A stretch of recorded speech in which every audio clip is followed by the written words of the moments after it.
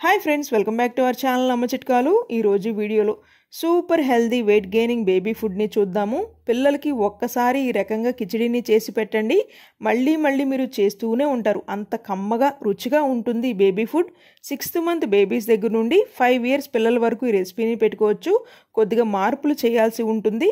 పిల్లల బరువుని పెంచే మరికొన్ని కిచిడీ వీడియోస్ మీకు కావాలి అంటే ఈ వీడియోని లైక్ చేయండి. ఫస్ట్ టైం ఛానల్ని విజిట్ చేసి ఇంకా సబ్స్క్రైబ్ చేసుకోకపోయినా దయచేసి ఛానల్ని సబ్స్క్రైబ్ చేసుకోండి, నాకు మోటివేషన్ ఇచ్చిన వాళ్ళు అవుతారు. ఈ healthy and tasty baby wait gaining food కోసం ఒక బాండీలో 3 tablespoons బియ్యాన్ని డ్రై రోస్ట్ చేసుకుని పక్కన పెట్టుకుందాం.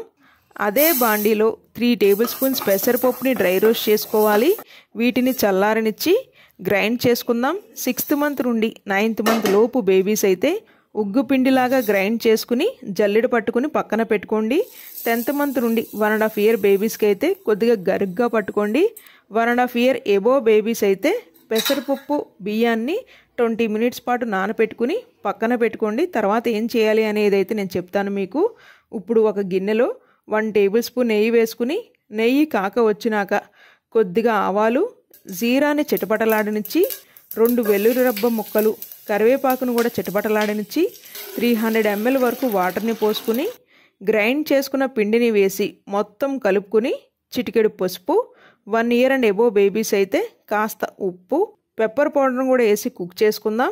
ఈ లోపల శుభ్రంగా వాష్ చేసుకున్న పుదీనాని పేస్ట్ లాగా గ్రైండ్ చేసుకోవడానికి అవసరమైనంత నీళ్ళని పోసుకుని గ్రైండ్ చేసుకున్న పేస్ట్ని వేసి మొత్తం ఒకసారి కలుపుకుని 7 to 8 minutes పాటు కుక్ చేసుకోవాలి.